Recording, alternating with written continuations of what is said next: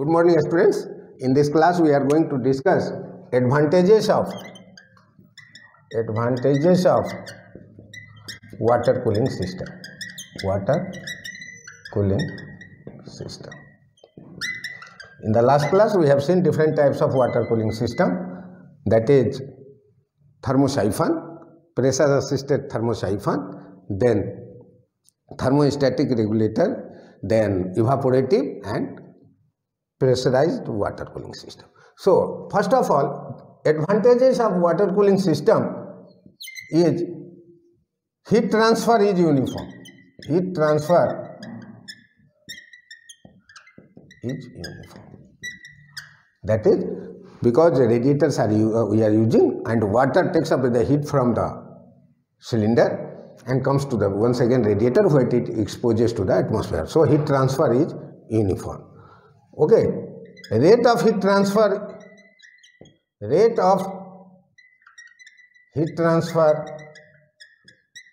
high. So it is applicable for medium and heavy vehicles. Okay, here volumetric efficiency is high. Volumetric efficiency is high. That radiator can be placed anywhere. Radiator can be placed anywhere.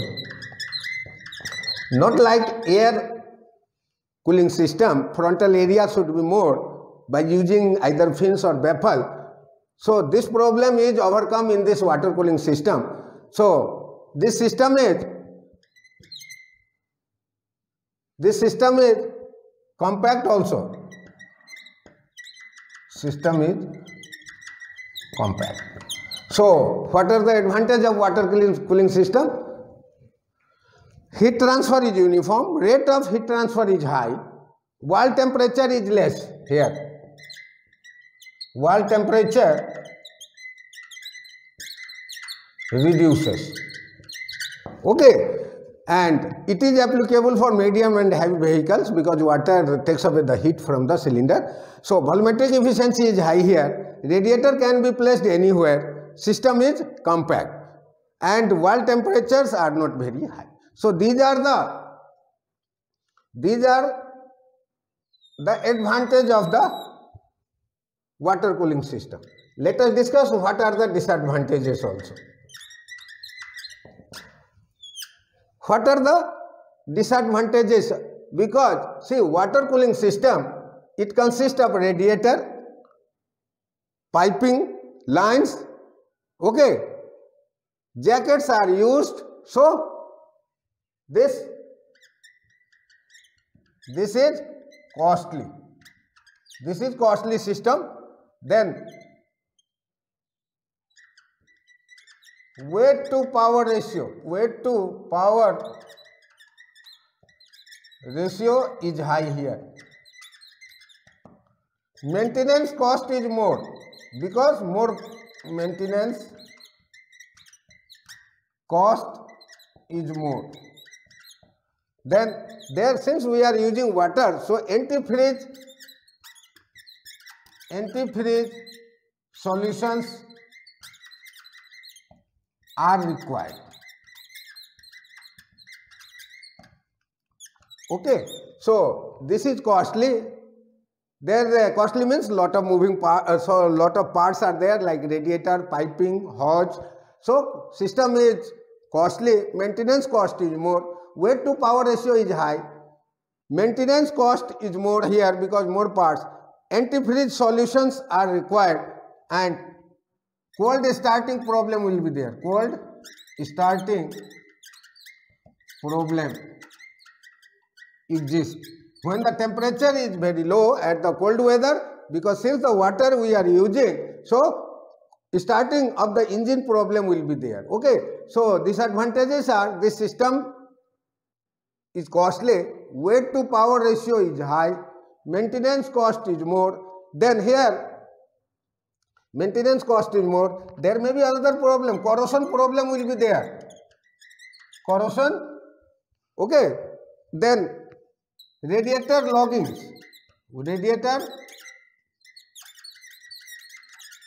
problem will be there. Huge amount of water is required. Huge,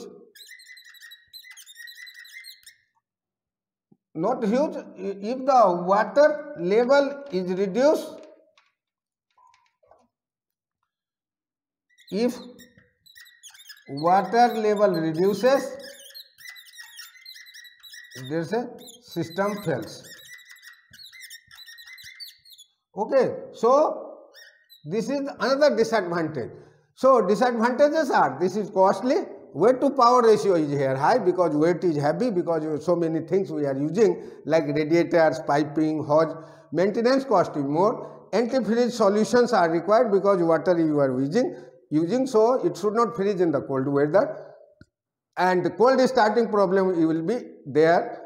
Corrosion or problem will be there. Radiator logging problems will be there. Corrosion problem also will be there. Okay, and this radiator loggings will be also there in the cold season. And water level reduces, system fails. That is the whole system of this water cooled system. Okay, so let us sum up what we have studied in this session.